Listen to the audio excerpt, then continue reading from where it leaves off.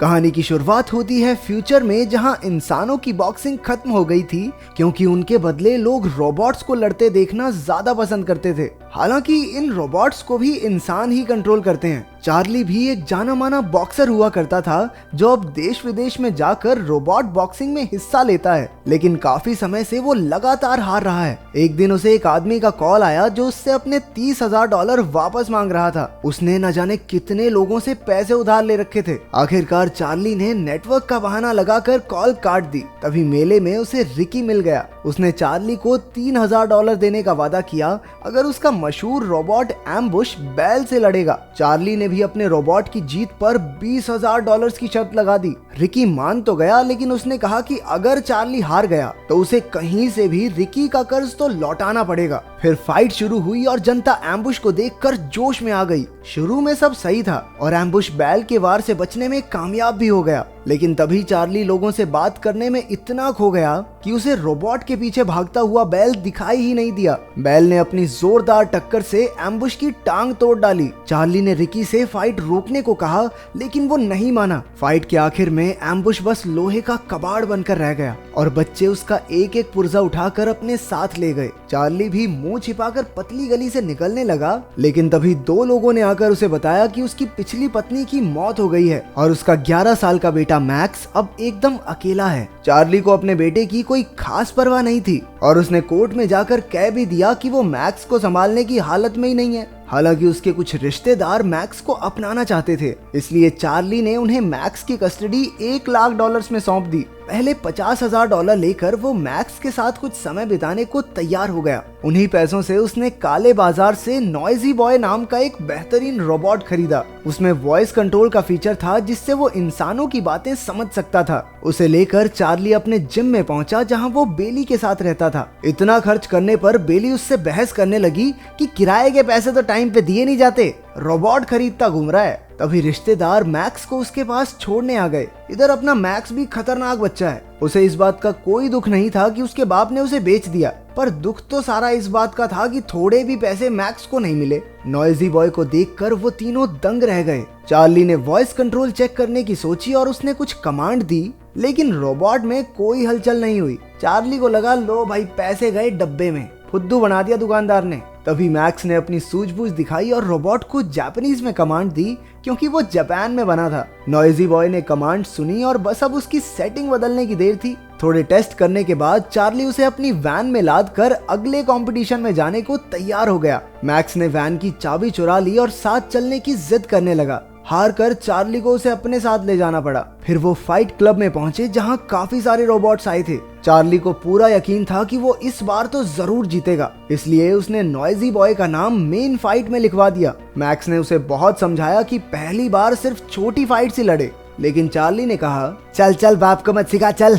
Charlie नहीं माना और नॉइजी बॉय को चैंपियन रोबोट मिडास से लड़ने भेज दिया। शुरुआत में तो नॉइजी बॉय अपने ओपोनेंट पर भारी पड़ रहा था। चार्ली के मन में पैसों के बारे में सोच सोच कर लड्डू फूटने लगे और इसी चक्कर में उसका ध्यान फिर भटक गया। उधर मिडास ने नॉइजी बॉय पर जोरदार वार किया। चार्ली हड़बड़ाहट में ढेर सारी वॉइस कमांड्स देने लगा, लेकिन जल्द ही मिडास ने नॉइजी बॉय का सर धड़ से अलग कर दिया। फाइट के आखिर में बेचारे रोबोट का सिर्फ वॉइस कंट्रोल सिस्टम ही बच पाया। मैक्स ने अपने बाप के जले पर नमक छिड़कते हुए कहा कि उसे फाइट से पहले नॉइजी बॉय को अच्छे से ट्रेन करना चाहिए था। ये सुनकर चार्ली उस पर भड़क गया और बच्चे को अच्छी खासी सुना दी। वैसे देखा जाए तो बच्चा कुछ गलत भी नहीं कह रहा था। घर लौटते हुए वो कबाड़ खाने में नए रोबोट के पुर्जे ढूंढने गए। बातों बातों में चार्ली ने मैक्स को बताया कि कैसे इंसानों के बदले रोबोट्स की बॉक्सिंग शुरू हुई। अचानक मैक्स का पैर फिसला और वो एक चट्टान से गिर पड़ा। खुशकिस्मती से उसने किसी रोबोट का हाथ पकड़ लिया जिससे उसकी जान बच गई।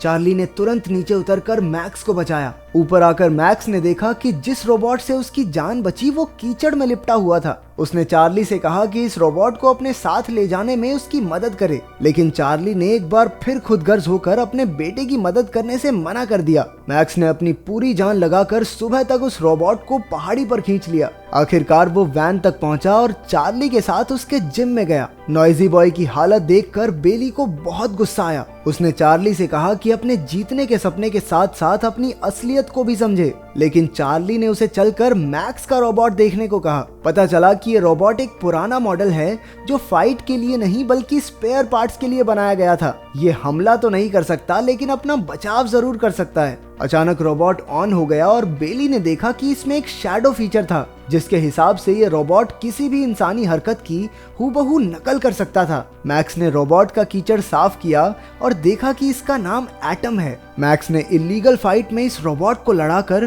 कुछ पैसे कमाने का फैसला किया। रात को सबके सो जाने के बाद उसने जिम में जाकर एटम को ऑन कर दिया। वो दोनों सैर पर निकल गए और उस रात मैक्स ने अपने पहले रोबोट को कंट्रोल करना सीखा। अगली सुबह चार्ली मैक्स को लेकर एटलांटा चला गया जहां वो किसी के साथ मिलकर नया रोबोट खरीद सके। वो फिन नाम के एक आदमी से मिलने गया और वहीं मैक्स ने दुनिया के सबसे ताकतवर रोबोट ज्यूस के मालिक को देखा। उसका दावा था कि ज्यूस किसी भी रोबोट को मिट्टी में मिला सकता है। उधर चार्ली ने फिन से पैसे उधार मांगे लेकिन उसने साफ इनकार कर दिया। हालांकि वो मैक्स के रोबोट की फाइट कराने को राजी हो गया। अगली सुबह चार्ली ने देखा कि मैक्स एटम के साथ ट्रेनिंग कर रहा था। उसने खुद ही कमांड सेट कर ली थी जिसे देखकर चार्ली काफी खुश हुआ। मैक्स को एक काबिलियत आखिर अपने पिता से ही मिली थी। फिर दोनों फाइट के लिए चले गए और मैक्स ने सामने वाले लीडर से एक डील कर ली। अगर एटम एक राउंड जीता तो उसे $1000 मिलेंगे और अगर वो हारा तो एटम लीडर का हो जाएगा। फिर फाइट शुरू हुई और मैक्स ने एटम को कंट्रोल किया।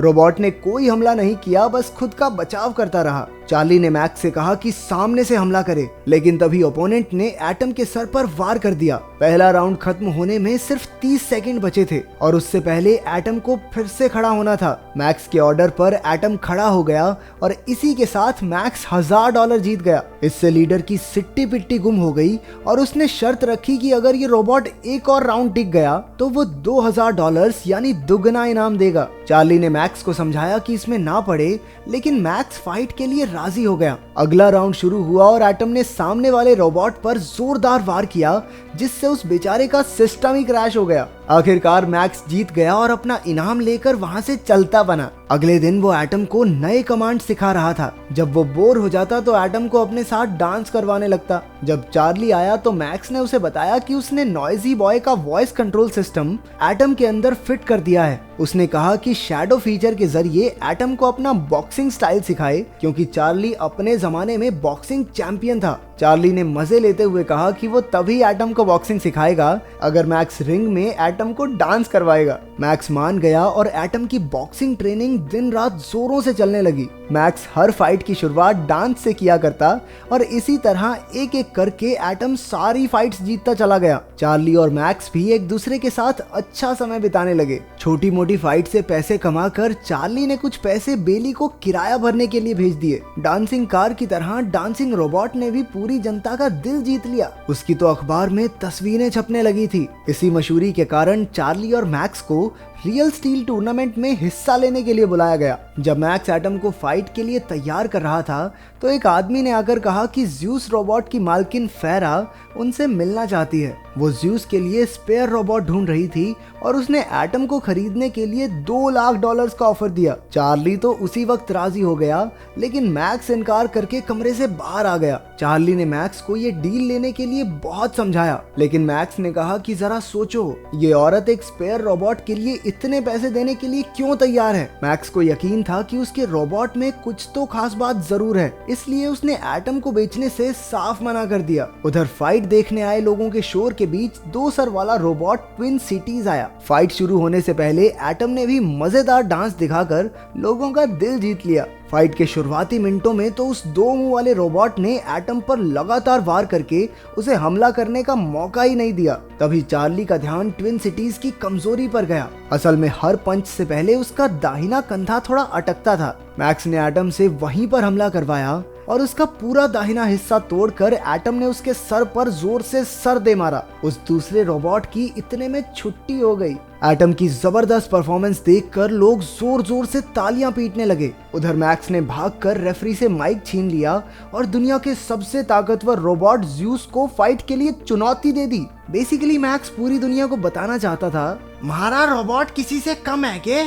सिस्टम मिला देंगे जूस का। इसके बाद मैक्स और चार्ली जीत के पैसे लेकर वैन तक पहुंचे। तभी रिकी नाम का एक आदमी अपने पैसे वसूलने आ पहुंचा और चार्ली को गुंडों से पिटवा दिया। अपने बेटे की सुरक्षा के बारे में सोचकर चार्ली ने उसे वापस रिश्तेदारों के पास भेजने का फैसला कर लिया। मैक्स ने रोते हुए अपने पिता को मनाने की बहुत कोशिश की, लेकिन वो उसकी जान खतरे में नहीं डालना चाहता था। चार्ली ने मैक्स के बदले मिलने वाले $50,000 लेने से भी मना कर दिया। अपने बेटे के साथ समय बिताकर अब वो उसे सच्चे दिल से चाहने लगा था। अगली सुबह बेली ने उसे समझाया कि उसे मैक्स को खुद से दूर नहीं करना चाहिए। उसकी बात मानकर चार्ली मैक्स को वापस लेने पहुंचा और एक अच्छा पिता बनने का वादा भी किया। वहीं एटम को देखकर चार्ली ने कहा कि उन्हें ज्यूस से फाइट भी तो करने चलना है। फेरा ने मैक्स की चुनौती स्वीकार कर ली थी। फाइट के दिन ज्यूस हवा में उड़ता हुआ रिंग में कूद पड़ा। एटम के आने पर फाइट शुरू हुई। ज्यूस ने पहले ही वार में एटम को चित कर दिया। सबको लग रहा था कि ज्यूस की जीत एकदम पक्की है। एटम ने फिर से खड़ा होने की कोशिश की,